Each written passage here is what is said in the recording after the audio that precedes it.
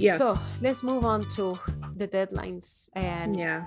what we talked about, what other deadlines. So even within that, when you figure out how long it will take you, Mm-hmm.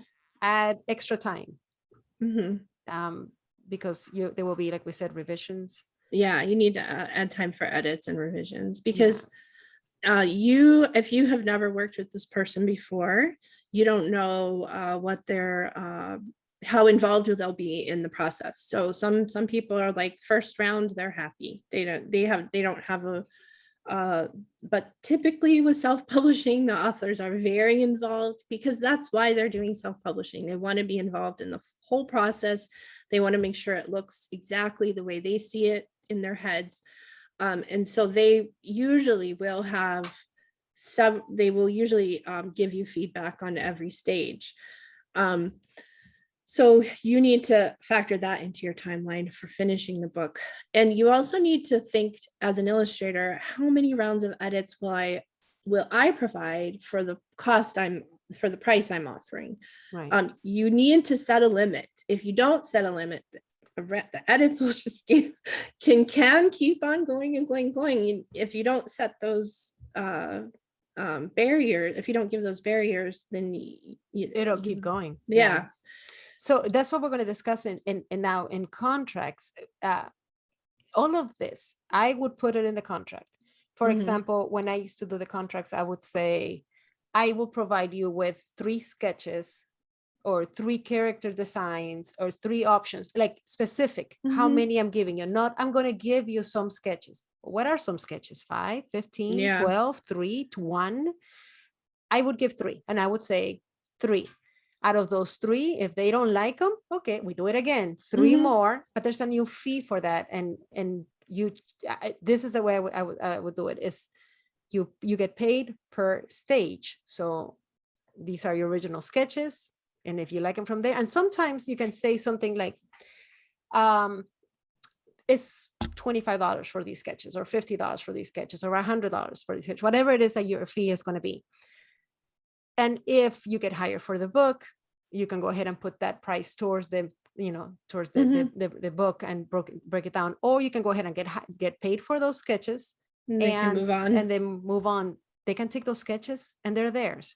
Maybe they go like, oh, this illustrator got me these 3 sketches. I like some parts of it, but I don't really like how they work or whatever. And they take those sketches to someone else. It's happened.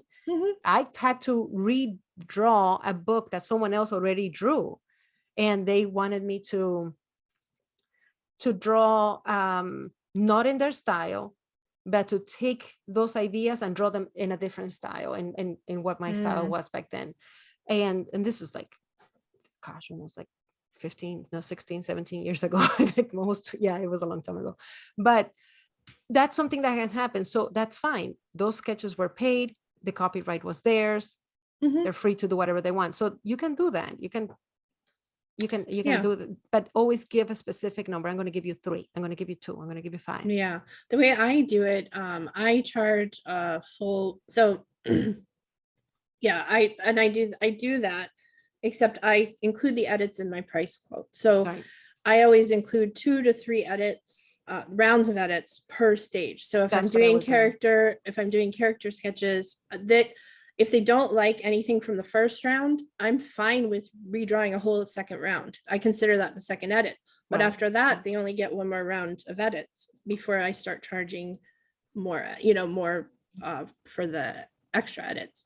But that's why I do a lump sum for that stage. So if I'm doing character designs, I'll say, it also depends on how many characters they need designed. So if it's just like 2 or 3 characters, then it may be like $250 to $300 for a round of character designs, and then that price can go towards the final cost of the book. But like I said, like Olga said, I'm fine with them taking that. If they don't like my, what I've given them, and they want to move on, they can. But then they've paid me for it. Right. Yeah. So that's a work for hire. It's just like one and done. And when, at least when I was doing it, it was, I would specify what an edit was, like a major edit. If you're asking me to redraw the entire scene, that's not an edit. That is a new drawing. If you are saying something like, well, the character is looking off to the left, but maybe can we make him look to the right? Okay, we can edit that. We can go ahead and redraw that section. Because when we have gotten to that point, we're past the sketches and we've gotten to the more tight line. By then, you have already approved the main idea of the scene. So don't, if you're telling me now, like, no, I hey, think what I'm saying is I do 3 rounds of sketches. That means they're not finished. no, right, the thumbnails, They're just, which are like they're just sketches. super rough. Yeah. Or well, for characters. Yeah. But yeah, so And I think we can move on. Are we in contracts? We are doing contracts. Okay. And it's good that we talked about all this because I know we're going to do an episode on how to do a children's book from the beginning to the end. We're going to talk about how to do dummies. We're going to do all that later on. This is just the surface. But yeah, in the contract, so you will be very specific as to what you put. Okay, so before we start, sometimes the author will supply the contract. Sometimes if you're working on a platform like we've discussed in previous episodes, where they hired you from, or you got the job from, they will actually, sometimes those platforms will have contracts in place. I don't know if I would call them contracts, but they are rules and guidelines for the authors and the illustrators, or sorry, clients and illustrators,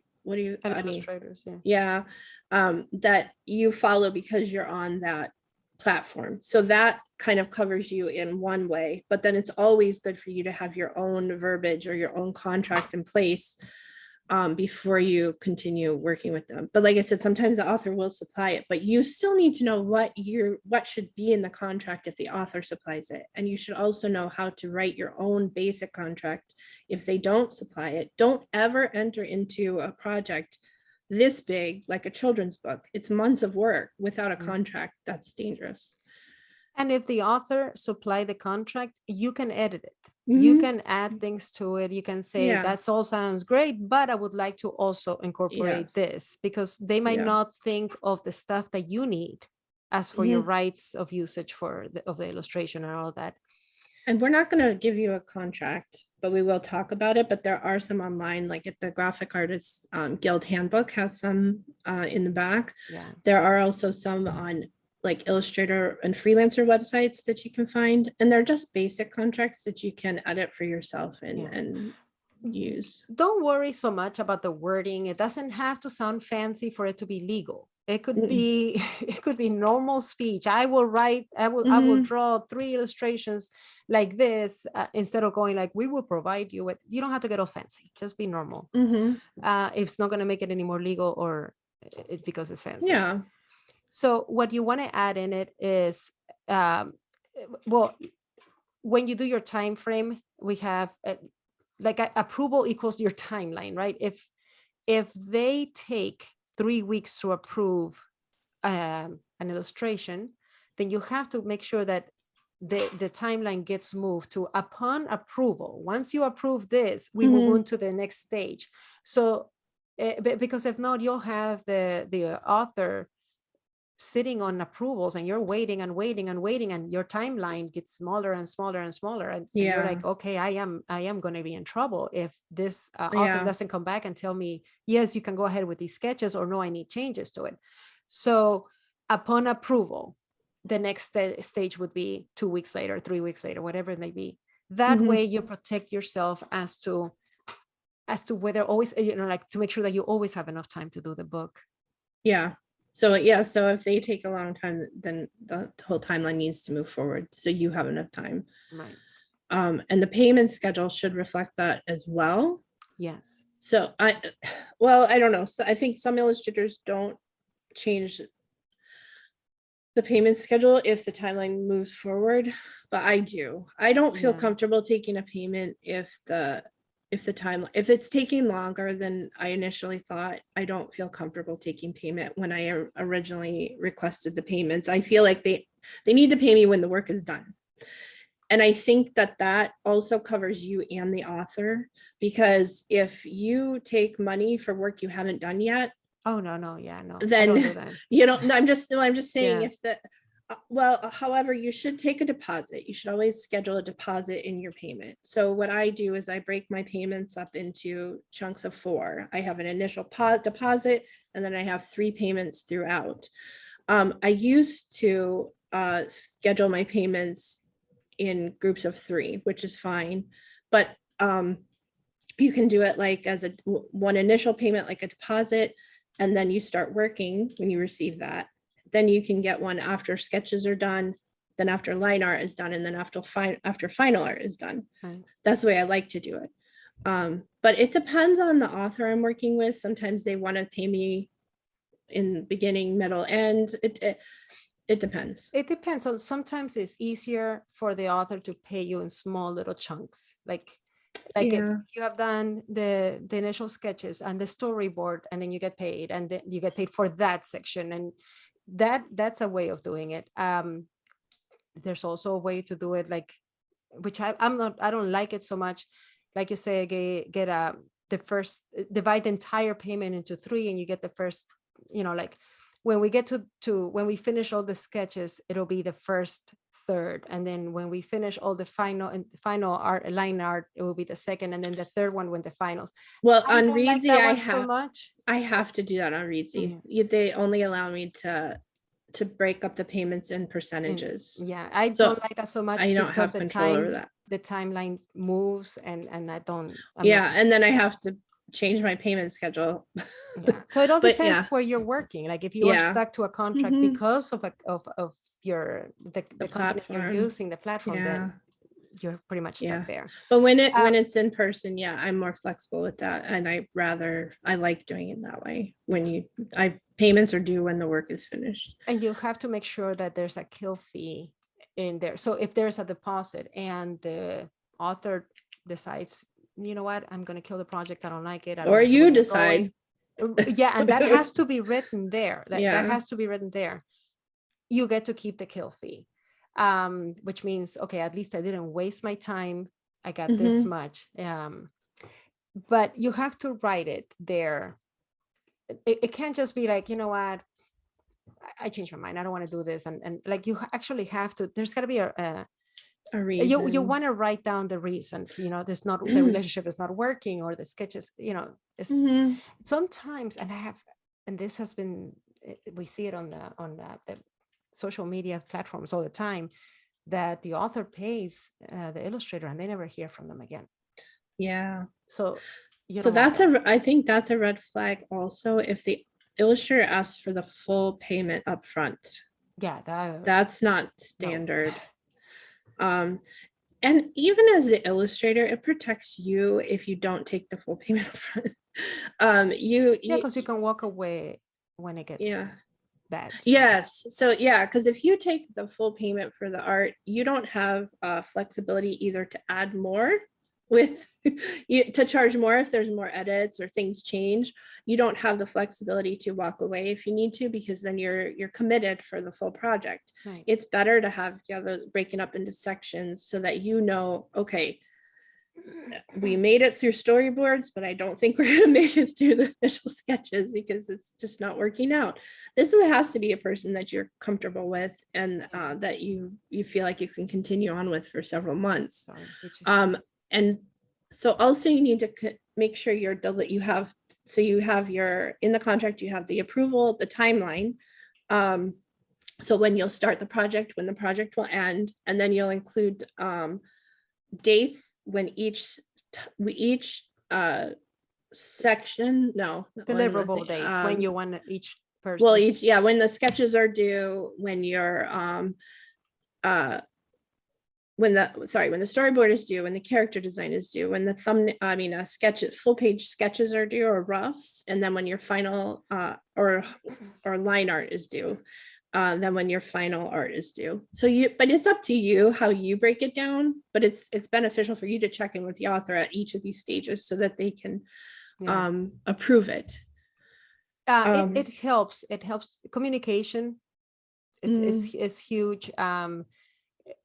People get nervous when there's just crickets on the other side. The illustrator gets nervous and the author gets nervous. They're like, are they working? Are they? Because again, putting yourself in the author's shoes, you've given this book, the manuscript, and you're like, well, is it working? Is the illustrator, is he or she? And when you were talking, I was thinking, we got to make sure that we say in the contract that each revision after that will be whatever your price is, $10 each revision after that, 20, whatever your choice or 50 is. So you need to set in the contract, each stage will allow like 2 to 3 edits, rounds of edits, specific 3 or 2, like I'm just saying I'm not saying the contract should say 2 to 3. I'm saying it's up to you. Like you shouldn't say 5. That number that's too many, way too much. If you feel like you can reach a baseline for you is 2 edits. New beginning illustrators may need 3 rounds of edits. It's fine. But then anything after that, you need to say in the contract, anything after 3 edits will be like $20 to $50 or whatever or 75, whatever you're comfortable with. But it needs to be in the contract. From the experiences that we had, at least it gets down to like, can you make the character, can you make their eyes a little bit more squinted? So you squint them. Well, can they go a little bit more? And I'm like, okay, like how much, what do you want? Or like when they're trying to do a race and they're like, can you make them this? Can you make them like that? And you do, and it's still, well, a little bit more.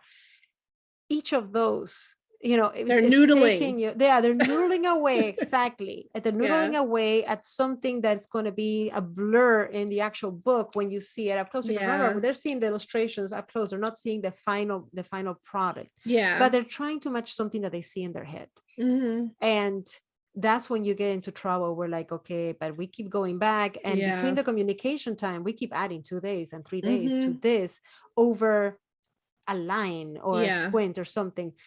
I'm okay with it, but you're going to keep paying and you're going to keep extending the timeline. Like that's true. I am not here sitting down for your pleasure. Just, noodling away.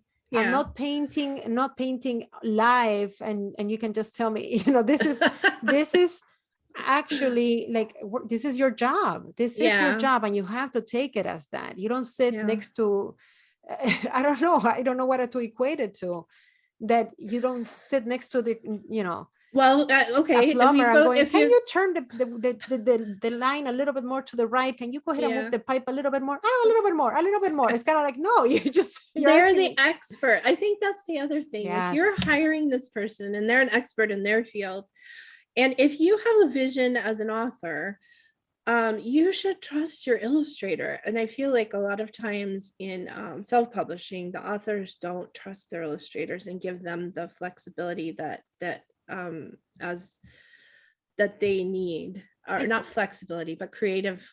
I think it's more it's my baby kind of thing. Yeah. So in traditional publishing, when an author sells a manuscript, most of the time they have no contact with the illustrator. They don't even get to choose who's going to illustrate their story. No. Most of the time, 90% of the time, they don't get to choose who their illustrator is. They might not even know until it gets, until the art director chooses the illustrator, and they have no say on it. Yeah. So there's been times that unless specifically in the story that Maggie has to be a person, or Maggie has to be a redhead, if it matters to the story. If not, the author might write a book and say Maggie went to pick flowers, and at the end Maggie might turn out to be a mouse, and you don't even know. You know what I mean? And sometimes it's a shock, but that is what happens in traditional publishing. You are part of a project, of a group, and you have to let go of that baby. And it's a little bit harder in self-publishing, because the client, the author that is hiring the illustrator is the client that carries a project all throughout from beginning to end, and it is their it's book their at the end. responsibility. It's their responsibility to get it from the beginning to the end. And so they have a yes, I agree. You hear our dogs barking It's because okay. we're getting a quote for a tree removal, and that's probably what it is. One thing we forgot to mention was file formats. So one thing, you should put that in your contract, make sure that's in the contract, like when the delivery dates are and what type of files they'll need at the end, because if they're having if you're the designer, if you're not, you still need to know how they need your artwork in the end to pass on to the designer for the book. So if it's JPEGs, if it's scanned original artwork, if it's are you going to be editing the artwork if it's scanned? These things should be covered so that you know exactly what's expected of you. It's up to you how comfortable you feel. Expect that your artwork is probably going to get changed. This is a work for hire.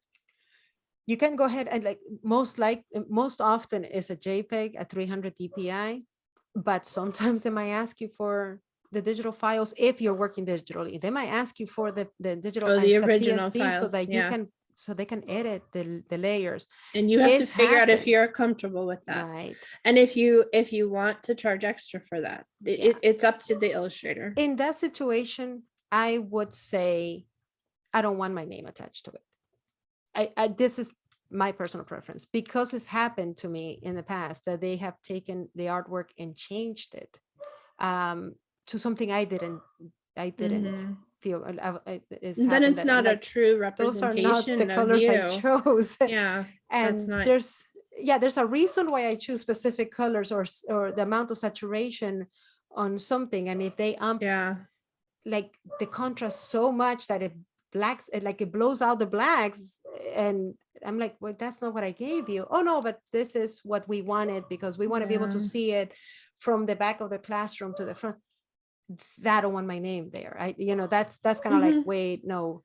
Now they can do that with the JPEGs as well. They can still do it, but be aware of that. It's work for hire. So if your contract is work for hire, that's the other thing we're going to get to that later. It's up to you so when you do your contract, you need to decide, are you doing this for work for hire? Are you doing it are you also going to include royalties? Most of the time in self-publishing is work for hire. Most of the time you do not include royalties, and work for hire means you transfer the rights. You're one and done. Once this work is finished, the client owns the work, and they own the rights to the work. Which is there are many illustrators who don't do that, though. It's the opposite. Under normal circumstances, when you do an illustration, what you are selling is the right of usage. They have the right to use that illustration for a year, for a specific number of prints. That's usually how it works, but that's not how it works most often in self-publishing. In self-publishing, you're giving all the rights. Here's your drawing. See you later. Can, yes. And the reason I find it beneficial to go that route is because in self-publishing, these are individuals you're working with. You're not if you're working with a company or a small publisher, that is different. That's very different. They have a broader reach. Their marketing is different, and their distribution will be different. They'll have they have a better chance of selling more books. When it's individual authors, the chance for them to the amount of books they will sell will never cover the amount they are paying you. That's what you're looking at. So the amount that they pay you and the royalties you may make on the books they sell probably would not cover them, the amount of money that they paid for you. But there are some authors who are really good at that, and they will sell more books, but that's very rare in self-publishing. Yes. So we should talk about what royalties are then, if we're doing this right now. I know we were going to talk about it later in this episode. That's okay. So royalties, because we hear that so often, and they're like, and you might have, and we are talking self-publishing here. Someone might tell you, hey, I'll just pay you royalties. You don't, that's not a good deal for you in this, in self-publishing, because they might not sell any. They might sell just a little bit, and the royalties means you get a percentage of what they sold. So it's also a little bit hard to tell how much they sell really, because yes, you can ask for their files, for their records on, say, Amazon or something, but what about what they sold in person? What about what, what if they sold a few to their neighbors, and you don't see that? It's a little bit, and then you are in, it's the honor system. You're committing to a relationship with this person that for the next, assuming that, in self-publishing, the books can be forever. So assuming for the next 5 years, you're going to be in contact with this person, and they're going to go ahead and send you a little check every time for everything that they sold. It's not a good deal for you. You're better off getting a full payment and be done, and not royalties. Now, if they say a payment plus royalties, great. Maybe you can agree to a smaller payment. No, that's the problem. And that again, like it would probably be a smaller payment up front and then some royalties on afterwards.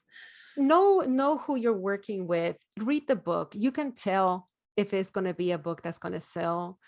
Sometimes they have Kickstarters and they do amazing. Sometimes the book is really good, but understand, out of let's just say, out of 1,000 books, maybe one, or maybe out of 10,000 books, maybe 5 will be completely incredibly successful, like that, to that point that it would be worth doing that. When you're doing this as a business in self-publishing, just one off, get your money, and you move on to the next one. That's usually how it works out. And then, until you decide either to stay in this field or to do both fields, self-publishing and traditional, or just jump to traditional altogether, or do your own books. There's many options there, but that's what royalties are, that you get a percentage of what's sold. In traditional publishing, you hear that you get your advance. Your advance is part of your royalties. They're just giving it to you ahead of time. And then sometimes you don't earn out past the advance. Sometimes you do, if the book is very successful. So that's all they have done, is just giving you what they already figure out. This book we can at least make this much out of this book, so we can go ahead and give that advance to the author and illustrator, or both. So they know the very minimum that you can make, at least in this book. Right? So but they have a team of experts doing this. They know the marketing. They already know. They already have sale channels already established. And like, this is not, I'm putting a book in Amazon and let's see how many people find it out of the billions of books that are out there. It's very different. And that's the thing with self-publishing. You have, when you're working with someone for the first time, you have no idea. In self-publishing, it needs to be a business. They need to consider it a business. If the author doesn't consider it a business or take it, in that direction, they will not sell books. Right. It's just, that's how it works. You have to have a marketing plan. You have to have a launch plan. You have to have, all these things to consider just to try to get your book sales up within the first year, and then they have to have an advertising plan. So there's so many things that the authors need to consider when they start. And you don't know if they don't know if they do. So it's better for you, it's safer for you to just err on work for hire. Right. And this book probably may not sell much, and that's fine. At least like that, you got your money and you can move on, and you may have some portfolio pieces. Yeah. and the time that you invested in it is it. You illustrated and you moved on. You're not tied Committed, to this. yeah. Committed to the, oh my goodness, I have to help promote this book because the better the book does, the better I'll do.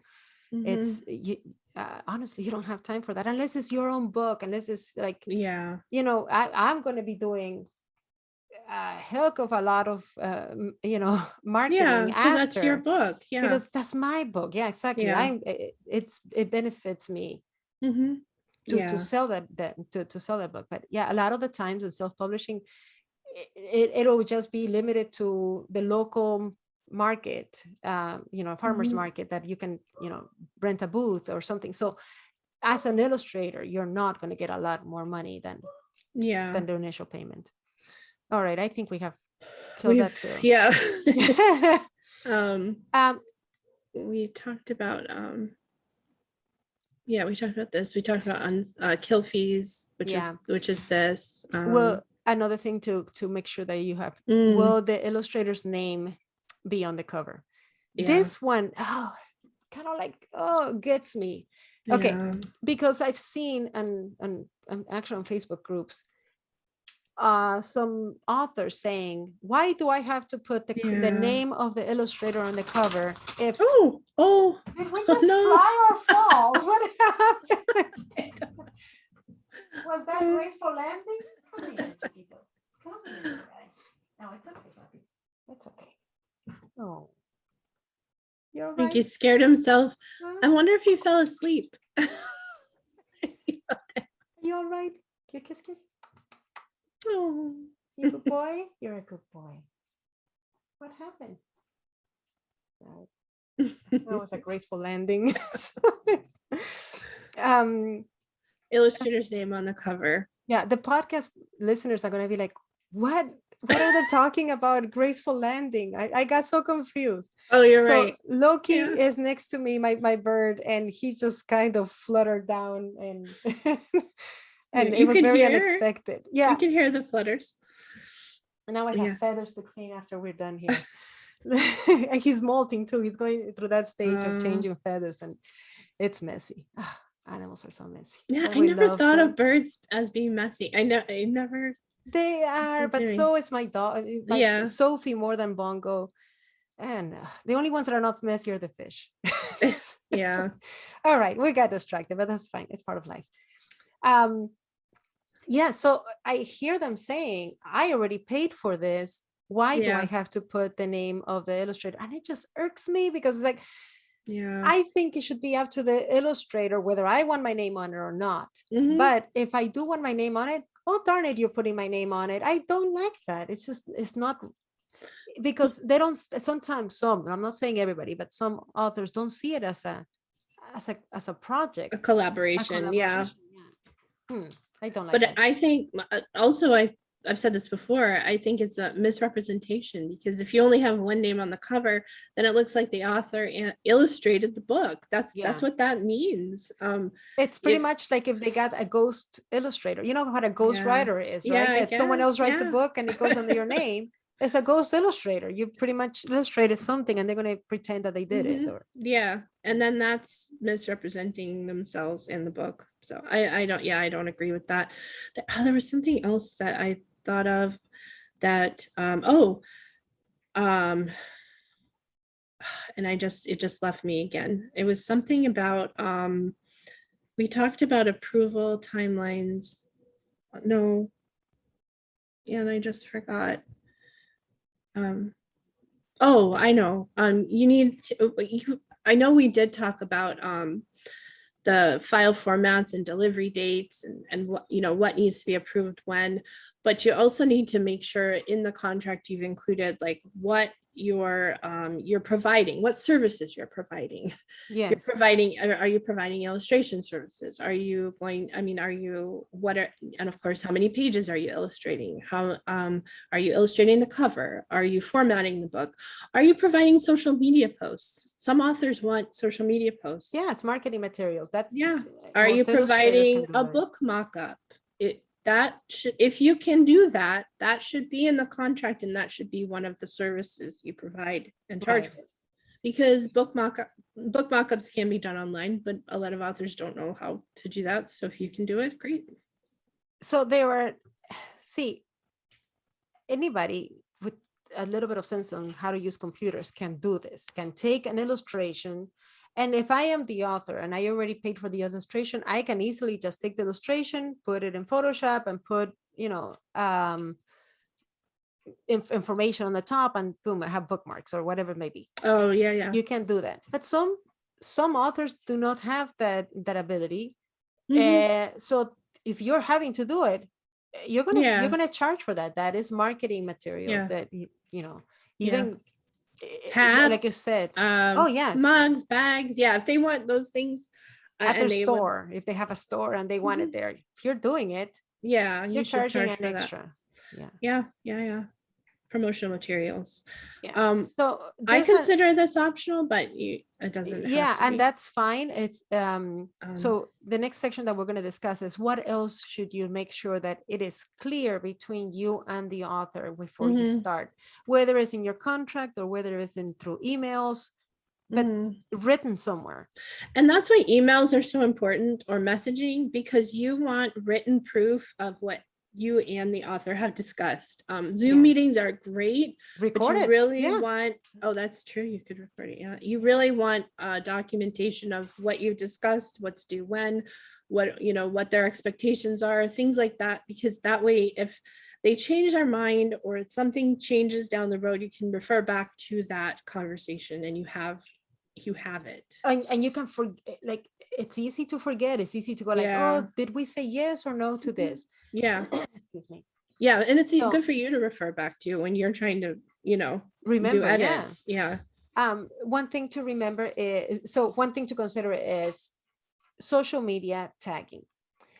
Do you want to be tagged in the social media post? So if your author is posting, if they post on social media, okay. Do you want them to tag you and to always give you credit? Illustrations done by Sunny Duran. Do you want that? If you do, make sure it's clear, because or tag yourself, if they don't know how to do it. Or if you don't want to be tagged, make that clear as well. Say, I do not want you to tag. I don't want you to tell anyone who that I did it. That's your right. You can do that as well. But make sure it is clear before you guys start. And vice versa. You should ask them, do they want to be tagged? You need to clarify, do they have a social media account, and do they want to be tagged, and which account is that, so you can get the proper social media, because some people have a publishing account, author account, a personal account, so it's good for you to find out. One thing, and this I always used to put in my contract, that I reserve the right to use the illustrations for self-promotion. Yeah, that's not optional. Sorry. Because that should be for sure. So yes, you are selling the illustration with the rights, but you always reserve the right to use it for self-promotion. So that doesn't mean you're going to make t-shirts with it and sell the t-shirts. I mean, social media posts, your website, your portfolio, postcards that you send to art directors, things like that, if you choose to do that. So that's something that you want to make sure that the author understands, that you will yes. And I would say that you have the right to change it, because sometimes you do the illustration exactly the way that they want, because that's what they wanted, but then you're like, I would have done it a little bit different. I would have used different colors. I would have used a different value system, whatever it is. So you have the right to tweak it to represent your artwork as you want to be represented in your own portfolio. So you can put all that in your contract. Yeah. So when we talked about money, we had a nice I like this analogy. I think we should go ahead and use it. When we were setting up our outline and we were discussing, this episode, we get very heated as we're discussing this stuff, and like, yes, you would never work for royalties only. That would be like asking a plumber, hey, I'm only going to pay you every time that we flush a toilet, and then how do you know how many times you flush the toilet? We we didn't quite use it in the context when we were talking well, we about covered it, royalties before this. Now we were going to loop back and cover it. And but no, and that's the thing. Sometimes authors will say they will ask you to work for royalties only. That's different from getting a payment for your work and then receiving royalties. If you work for royalties only, you're it's you don't know how much they've sold. You have no way of tracking that. You have to, and the possibility of them selling a lot of books is probably, the amount of books they're going to sell is probably not that great, not that high. And I think to close the episode, we're going to give some advice that is actually really, really good advice. And it's based on experiences. So that we have. So know what you're getting yourself into before you start. Sometimes working with clients, it's difficult. You get some great clients and you get some that are not so great. It's better off if you think of them as a one-off jobs, even if they come to you with a series. If they say this is going to be a 10-book series, do not sign up for the entire series. Do it book by book, one at a time. Because if you get into a relationship with someone that you cannot stand, that they are rude, they are mean, they are not professional, whatever it is that irks you about them, you are stuck for 10 books. Or the project that or that one book that you worked on is much more work than you realized it would be. Right. And so if you're committing yourself to 10 more of those, that could be 10 years of your life. You don't know until you've done it. Yeah, that you're right on. Like, you might think, you're right, this is a easy book, I can handle it. And then when you're in there, you're like, oh, okay, it's a lot more complicated than expected.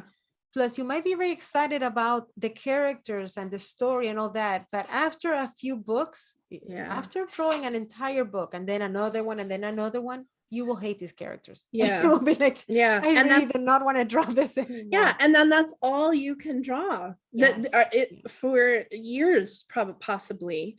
And so, and sometimes when you enter into these, if you enter into these series contracts, you may have an idea of how often you'll be working on these books, but then the author may have a completely different idea of how often they're requiring you to draw the books.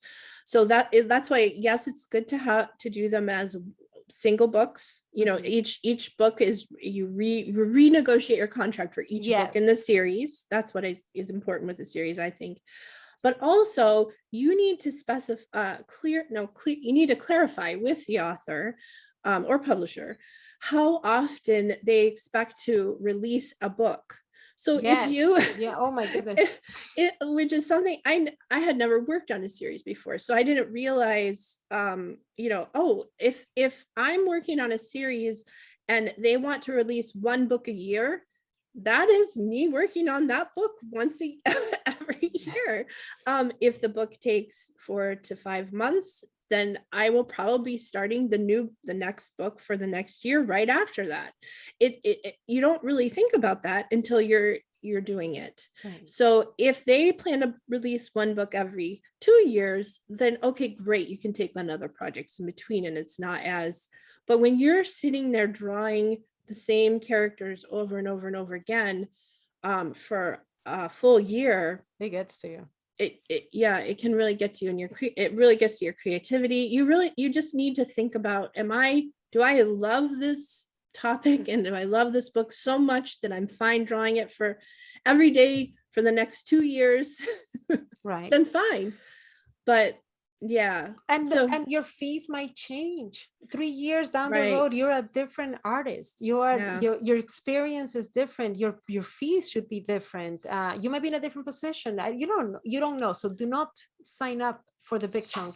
Book by book Yes. is the best way to do that. And that, well, and also your expectations for the book are different when you get to the second book, because when you do the first book in a series, you don't realize how the amount of work that it will take. You're guesstimating. That's pretty much Right. what the contract is. You're guesstimating.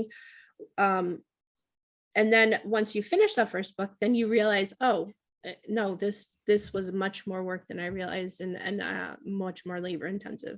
So you should be able to renegotiate. Yeah. And the final piece of advice is find something to work in between, to work on in between. Yeah. A project of your own, because sometimes approval times, like we said, take a while, and you're sitting there, just like, what do I do? What do I Mhm. do? And it Have needs to a be something project. flexible that you can pick Yes, up or put down and start over. because sometimes you cannot take another client at that moment, because you don't know when this client is coming back with Mhm. with approvals or revisions or something, and then you're Yeah. like, wait, can I handle another client at the moment or not? Yeah. So have a project of your own that you can put down and pick up whenever you Mhm. need to and whenever you want to. That's a great thing. Keep working on portfolios. Mhm. Um, work on Work on a a podcast. book where work on podcast. Work on a book that you're writing yourself. Yeah. Someday for your someday Yeah. thing that you can do. Yeah. So that's Your always, own thing or a shop. and Shops are a little more labor intensive though. or your shops. That way you're making money on the side. Make Mhm. stickers.